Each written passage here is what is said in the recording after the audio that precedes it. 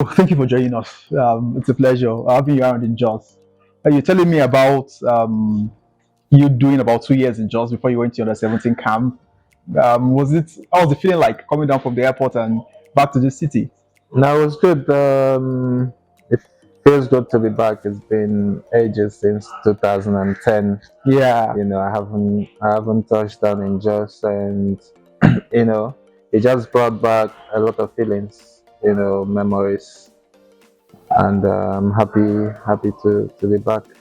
I Yeah. have you in Miss Palace. My boys came around and they said a lot of stories and good things you did for them in Madrid, Leganes. That was, I think, in the fall of last year, around September, just close to a year now. Now you coming to see the academy, even though it wasn't much comprehensive. What was your first impression about the academy? My impression has been very good because what actually attracted me first was the media. The fact that the players training sections matches are being recorded, and I watched the videos because my boss, Mr. Emmanuel, always sends some clips to me, and I was impressed with what I saw and the amount of talents that are in this academy, and that is why I decided to honor the invitation, from Miss Palace to come and see the boys, see the facilities and everything, and it's been great. You spent a large chunk of your life in Europe, over 10 years now. What would you say is different while growing up playing football in the grassroots compared to what have seen here in Miss Palace? And how do you think it would be an advantage to the kids here? Okay, one firstly is the fact that the players start as young as 9, 10 years. Because this is something special because growing up I don't think there was any academy that would in Nigeria that would take a 10-year-old and start developing his or her talent. We grow, play football on the street, and then discover our talents ourselves.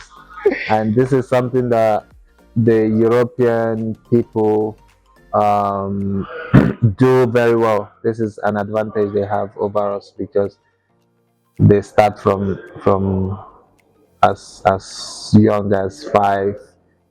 As soon as you can walk, you can start Start playing playing football. football. So, and I've listened to Mr. Emmanuel talk about his dream. Imagine starting an academy with 10-year-olds. So, which means you're basically saying for the next 6, 7 years, you don't want to earn money from football. You want to develop this talent, and this is something I haven't seen a Nigerian think of. Every academy I know, they do it solely to make money. But he has realized that the money will come if the job is done right. You followed the media a lot. I see some of the encouragement you keep the kids. And earlier today, you gave them gloves, you give them jerseys, and obviously it has motivated them, no doubt about that. But if there is one or two things you feel haven't followed this fast, you think the kids can improve upon, or even the structure organization can improve upon to get to that level, what would you say that would? I would say it will be the pitch. It will be the pitches. I've seen the pitch for the under 10, and it's good because in this age you want to avoid injuries because they can wake up in the morning and feel pain and say to their mom, "I don't want to play football anymore." So that pitch actually is good for them to play, develop their talents, and then when they get older, they can move to the other pitches. But also, I've seen the plan of the academy, the permanent side, the idea of the permanent side, and I think Miss Palace and the management, they know what they're doing.